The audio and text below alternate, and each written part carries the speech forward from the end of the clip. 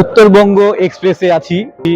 প্রথমে নামবো এনজিবিতে, সেখান থেকে গাড়ি করে বালুরঘাট যাব। বালুরঘাটে বল্লা কালীবাড়িতে কালী পুজো দেখতে যাব।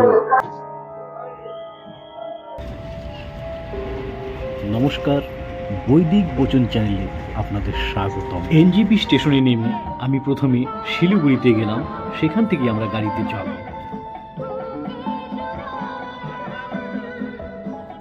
শিলিগুড়ি শক্তিগড়ে আমরা কালী মন্দিরে পুজো দিয়ে শিলিগুড়ির বন্ধুদের সঙ্গে গাড়ি নিয়ে আমরা যাত্রা করলাম।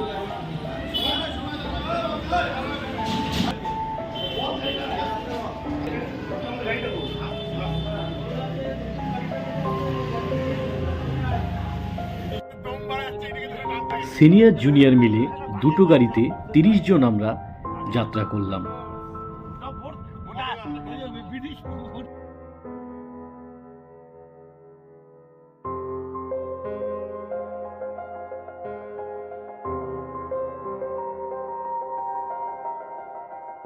ডালখোলা ন্যাশনাল হাইওয়ে হয়ে আমরা কিষানগঞ্জে একটি মন্দিরে পুজো দিলাম। সেখানে একটু বিরতি নিয়ে আমরা রওনা হলাম।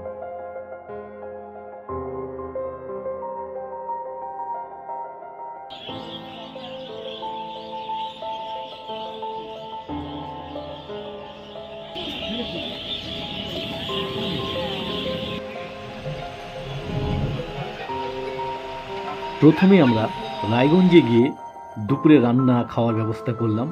তারপর কালিয়াগঞ্জে গিয়ে একটি ট্যুরিস্ট লজে উঠলাম।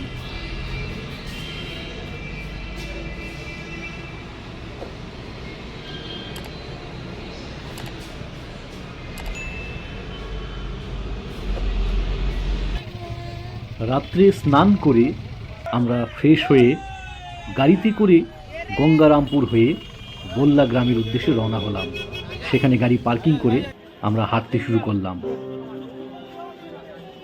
আমরা পৌঁছে গেছি উত্তরবঙ্গের দ্বিতীয় বৃহত্তম মেলা, তার মূল প্রবেশদ্বারের কাছে। বাচ্চাটিকে দেখে ছোটবেলার কথা মনে পড়ে গেল। আপনাদের অনেকেরই হয়তো এরকম অভিজ্ঞতা আছে। বাচ্চাটি নিজেও জানে না যে ভগবানের কাঁধে চড়ে সে ভগবানের দর্শনে যাচ্ছে। এই পুজোর মূল প্রসাদ মঠ, বাতাসা, কদম্ব, আমরা মাটির হাঁড়িতে করে এই প্রসাদ নিলাম। কথিত আছে 400 বছর আগে এলাকার জমিদার বল্লভ চৌধুরীর নামেই এই গ্রামের নাম বল্লা। সেই সময় এক মহিলা স্বপ্নাদেশ পেয়ে একটি কালো পাথর খণ্ড কুড়িয়ে পান। সেটিকে তিনি মাতৃরূপে পুজো করেছিলেন।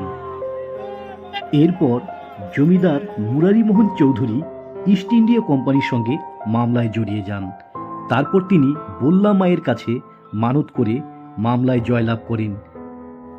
দেবী কালী তাকে উদ্ধার করেছিলেন বলে তিনি একটি মন্দির প্রতিষ্ঠা করেন। সেই থেকেই প্রতি বছর রাস পূর্ণিমার পরের শুক্রবার ঘটা করে পুজো দেওয়া হয়। প্রতি বছর দেশ বিদেশ থেকে প্রচুর লোকের সমাগম হয়। তারা মানত করেন এবং জাগ্রত মা তাদের মনস্কামনা পূর্ণ করেন। স্থানীয় ঘাটপাড় থেকে মায়ের কাঠামো তুলে এখানেই মূর্তি গড়া হয়।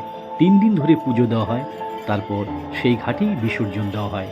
প্রচুর গয়না মাকে পরানো হয় এবং সারা বছরই মায়ের মন্দিরে পুজোর ব্যবস্থা আছে। শুক্রবার করে বিশেষ পুজো হয়।